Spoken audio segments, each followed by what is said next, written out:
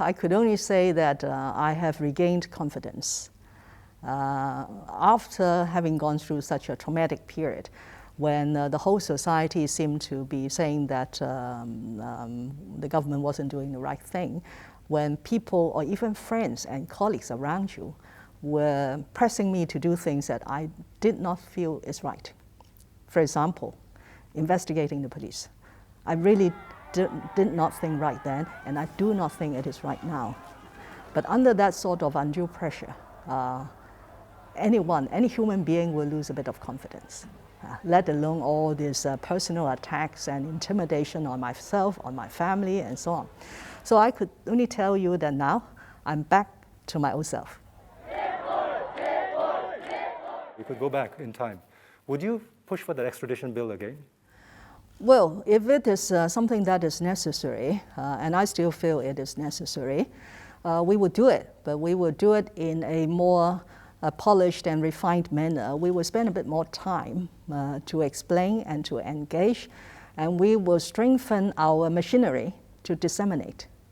And I would say that even up till now, that machinery in the government to disseminate has yet to be improved. If we just look at the COVID-19 pandemic, every day we are improving. We roll out some TEMA talks here and there, social media and so on. That shows that we are improving, but we could still improve. How we could reach the people of Hong Kong through the media that they are more used to in a more effective and less bureaucratic and official way so that they understand what we are doing.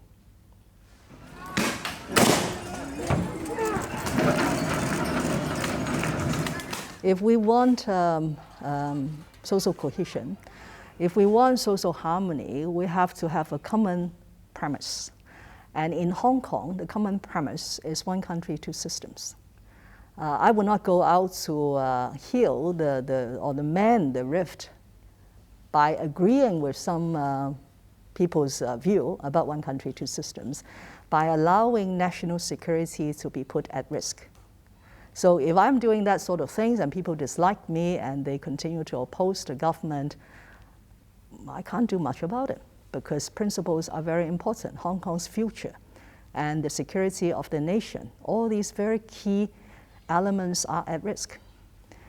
But it remains my priority to engage with the people of Hong Kong and to take forward the many initiatives that I have put in this policy address.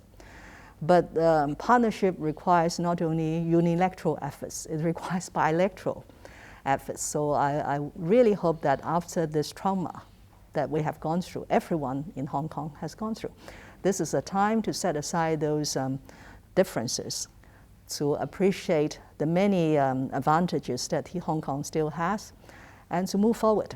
If the basic law safeguards rights and freedoms, that will be safeguarded and upheld in Hong Kong, even with the enactment of the national security law. In fact, we are one of those places where a national security law concurrently provides a provision that we have to uphold and respect rights and freedoms to the extent of making cross-reference to two international covenants in Article 4 of the national security law.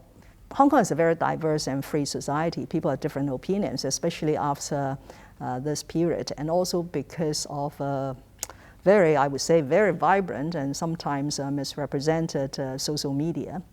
But what we have been doing, if I may say so, is to right the wrong. There are things that nobody has put his or her feet down to say that this is not right, let's move on the right path.